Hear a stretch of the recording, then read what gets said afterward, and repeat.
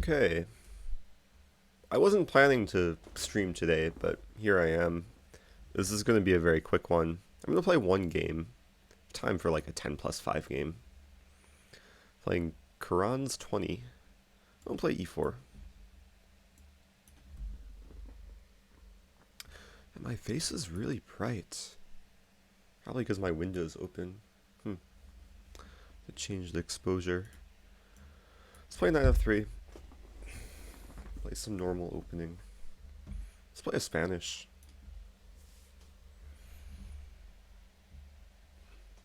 I posted a video on YouTube yesterday from a stream of a few days ago where I played the Exchange Roy. It worked out nicely, but I can't play the Exchange Roy in this position because d6 is a tricky move.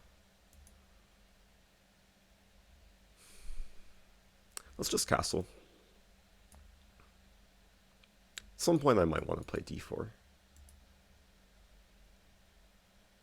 Like d4 here maybe? d4... Yeah, d4 looks nice. Makes sense when the knight's pinned. And the knight doesn't have influence on either of these squares. And I'm assuming that he can't get away with taking the pawn. Also, thanks to the new subs. Give you a shout out in just one moment.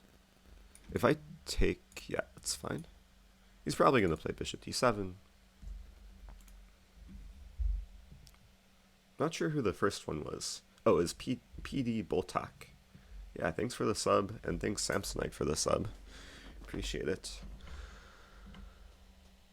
Bishop d7. I'm tempted here to play knight f5. It feels weird, but it also feels right. I mean, then he has g6 though. Yeah, g6 could be annoying. Then knight h6. What's going on there?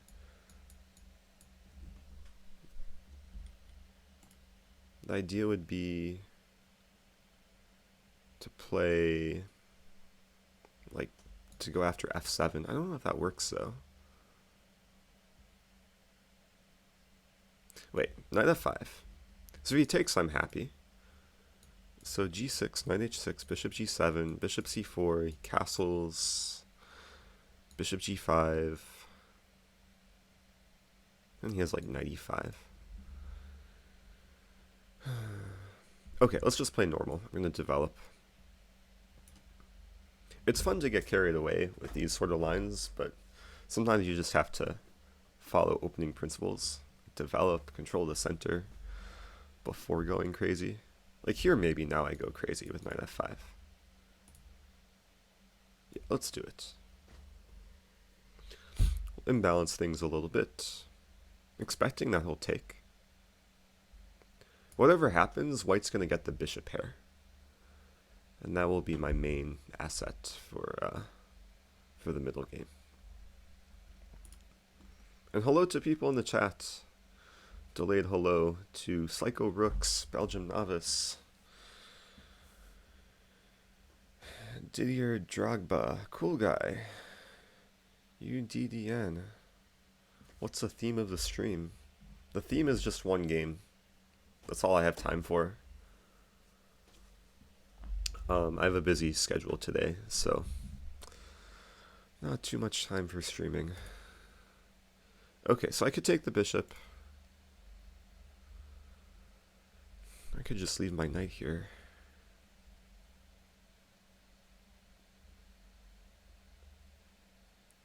I mean, queen f3 is a move I want to play, but then knight e5.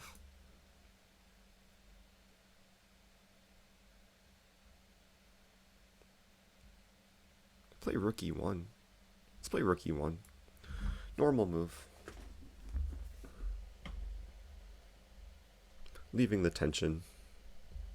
Trying to make him think. If he takes, then I take back.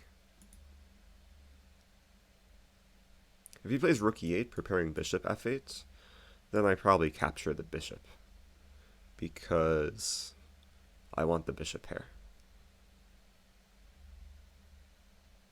And I just want to get a position where I have the bishop pair and I have a little bit more space with my pawn on e4. Or maybe my pawn will be on f5. And then I'll have to, I guess if he takes and I take back and he plays queen d7, I have to start defending it. Maybe then I play bishop g5, he takes. It could get weird. Titled Arena, I'm not gonna play the whole thing, and I don't know if I'm gonna stream it because I'm working at a school today, like starting at 2. But I might play if I have time. We'll see.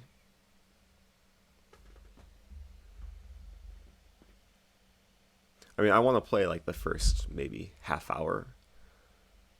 Try and play Carlsen again. But yeah, this time around I can't play and stream the whole thing. So he's thinking, I mean, I'm expecting one of these two moves. I guess g6. G6 looks weakening. Actually, g6 is just a terrible move, because then I take, and then all his dark squares are weak. I'll still have the dark squared bishop.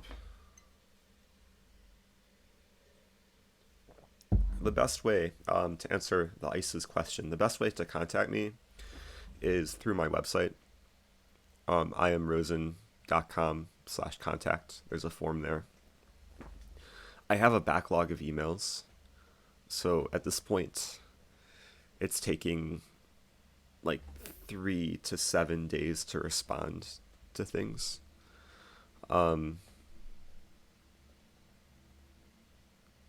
Like a few days every week, I'll try and sit down and just respond to as many emails as possible. But then they keep piling up. It's difficult. But send me an email. That's the easiest way, through the website. I'm not accepting challenges, Magisto. So no, there's no reason to challenge me. In the future, I accept most any time control. Recently, I've been enjoying the slower games. Bit more chill. Okay, let's take. There's a game that I've studied, which had kind of this early pawn coming to f5. It was a game between Hammer and Zood. And Hammer just won in like 20 something moves. Okay, so he plays a move, knight e7 or knight d7. Probably preparing this and this. And the first thing that comes to mind is like tactics involving like taking one of these things, but nothing seems to work. So knight d5 looks attractive.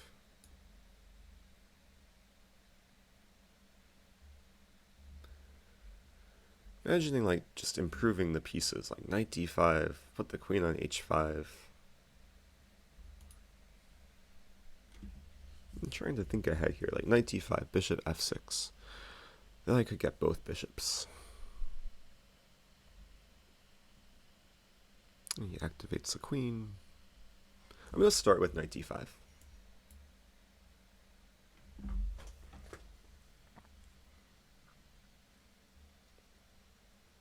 Because there's many situations where I'll be happy to play knight takes bishop. Hey, another sub. Sphere Arrow, thanks for subbing. But I don't want to take the bishop immediately, because I still have the space advantage. So maybe I'll play like queen h5.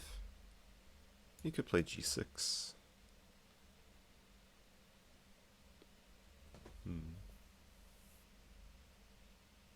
Queen h3. Looks pleasant. I would like to play a move that has a more direct threat.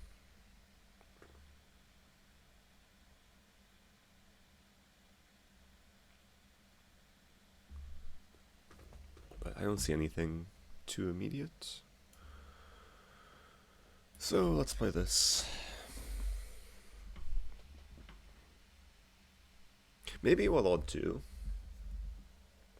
or at least I'll consider, is bishop d2, then eventually taking and putting the bishop on c3. Looks reasonable. I'd probably have to calculate bishop takes b2. Then rook b1.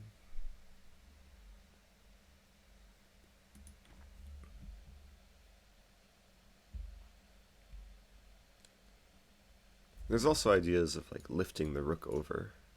Like rook e3, rook h3. Sometimes positions like this, it's just good to identify all of the resources. So I'm not entirely sure what to expect next, but I just want to familiarize myself with the potential attacking ideas. I'm going to make the notification thing smaller. It's a little too big. There we go. Thanks for the follow, by the way.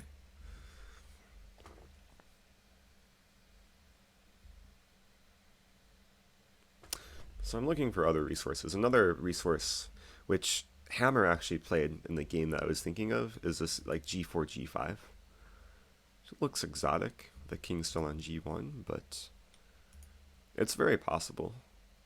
Because then the bishop could get kicked around.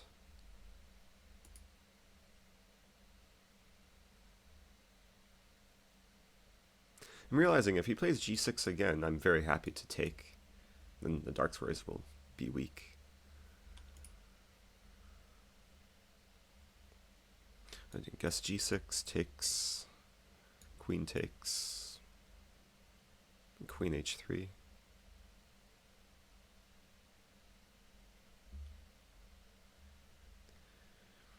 And he could take on f5, we trade, and it's some nice endgame.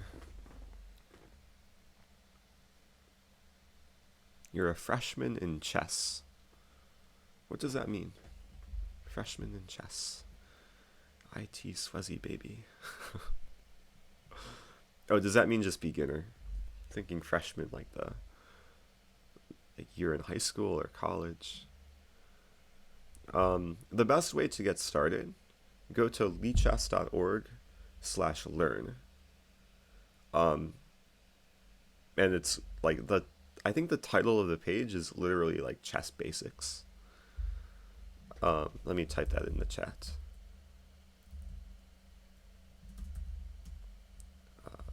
lichess.org/learn. There you go. And like it's so easy just to go through it. It starts out really easy, and then you'll at least learn the basics.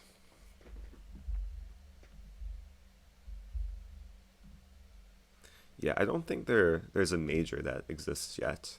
You can like major in chess. There is a minor in chess though. The school I graduated from, Webster University, the semester after I graduated, they unveiled the chess minor. And they're offering like academic courses in chess.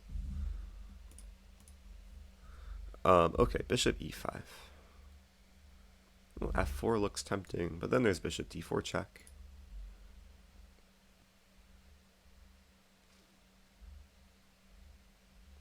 I'm already envisioning like some crazy mating ideas. There's a very specific mate that I would really like to accomplish in this position, but it might be overly risky.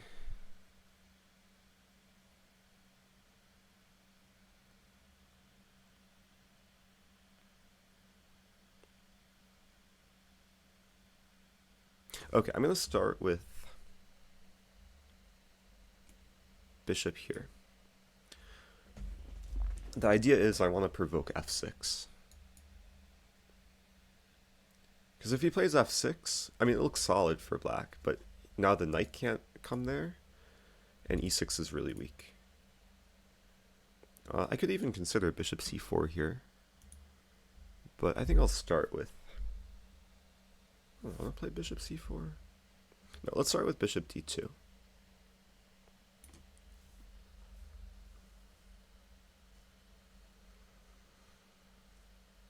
And the long-term problem for black is this e6 square. It's a light square, and I have a light squared bishop, and I have many ways to attack it with all of my pieces. And if a knight ever lands on e6, then it's going to be heaven. But I'm also interested in just like destroying the king, because there's going to be some mating ideas. Now he's probably thinking about taking the pawn,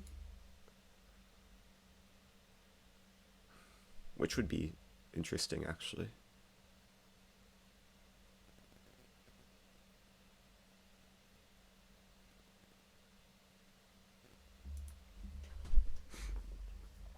I'm thinking of some crazy line, like if he takes the pawn, I take the knight, I throw in the check, king h8, and then rook e3. And then if he takes on a1, I play queen takes h7, king takes h7, and rook h3 checkmate. That would be a nice queen sack. That's the mate I was actually thinking of. Around the point he played bishop e5. A6 is trying to disturb my deep plan. So I think here I'll play bishop c4. This taking no longer makes any sense, because I want to keep the light squared bishop. And there's actually still ideas, like this could be really nice. If he plays king h8, I'm going to play rook e3. And then the threat is queen takes h7, king takes h7, rook h3, king g8, and knight takes f6 or knight e7, both with double checkmate. I don't think I can take immediately. But if I take and then rook e3, he has something like g5. So rook e3. The pieces are coming to life. He's low on time. I don't know what black's going to do here. I mean, he might be thinking that my threat's rook h3 and then h6, but then bishop takes h6. Okay, so that's another scary threat. But of course, this is the main threat.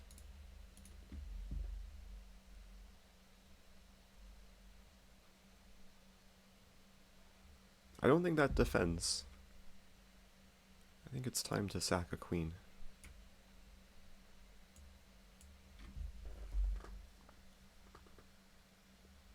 After rook h3, there's only one legal move. And now, yeah, let's take on f6. That was nice. That was a miniature, 19 moves. Yeah, I was feeling really good, like when he played f6, just... I guess it starts with bishop g5, like recognizing. It's a move I want to provoke.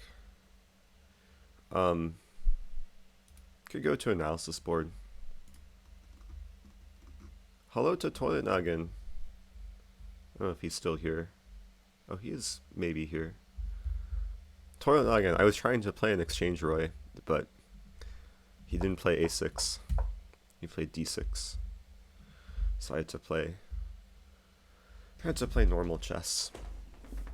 So I wanted to find, let me see, Hammer Zood. For anyone who plays e4, this Hammer Zood game is a classic. So it involved like some kind of like Philidor opening.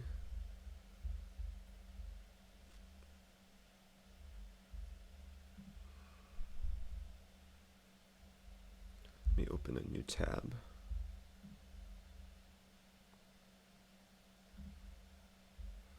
Or we can go to, we'll just go to study.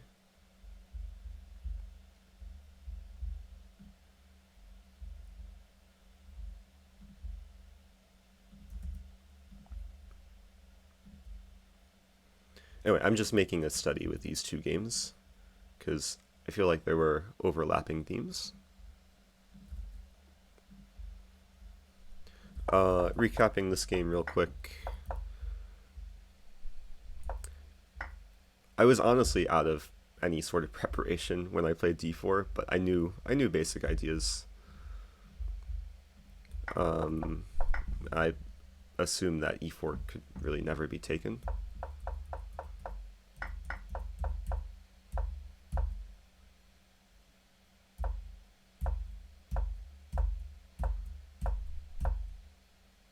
Yeah, I think after rook e3, it's pretty much lost. I was thinking he should probably play h6, but then I'm still going to lift the rook over probably to h3. And then this is just a monster threat. I don't think black can stop it. So did the framing went off. There we go.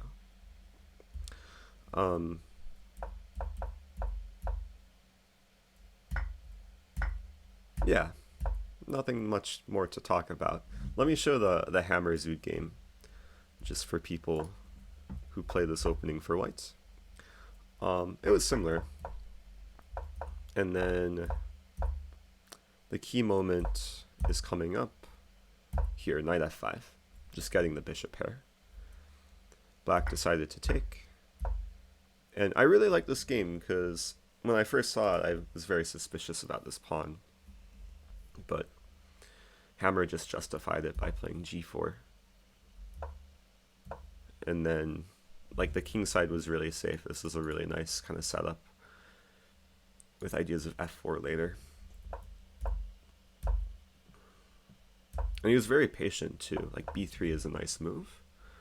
Not the first move that maybe comes to mind, but he wants to play f4, and he doesn't want to allow knight c4. So when b3 is played, f4 is actually threatening to trap the knight. f4, and b4, just such restrictive chess. And like once the knights are bad, then he just destroys black on the king side. Yeah, f6 is nice. Opening this diagonal, and then this is basically unstoppable. It's too much pressure. Now the mating idea on g7 is hard to stop. Well, black resigned here. Maybe black could play knight e6. Oh, but then bishop takes f5.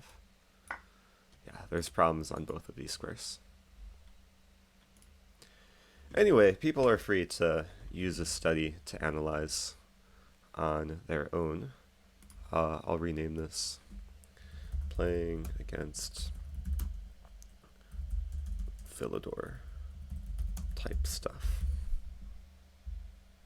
I spell is it one L? I think it's one L. Huh. It might be two L's. I forget.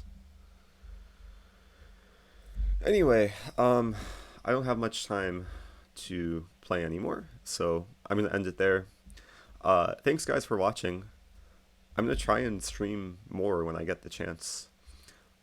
This was also a test of my internet, because I called Comcast yesterday. Or I didn't call Comcast, I chatted with Comcast, and they like reset the modem, so it's good to see that there were no like drops in connection. Like the little green box was green the whole time, which is great. Okay, I'm taking off. I will see you guys in the future.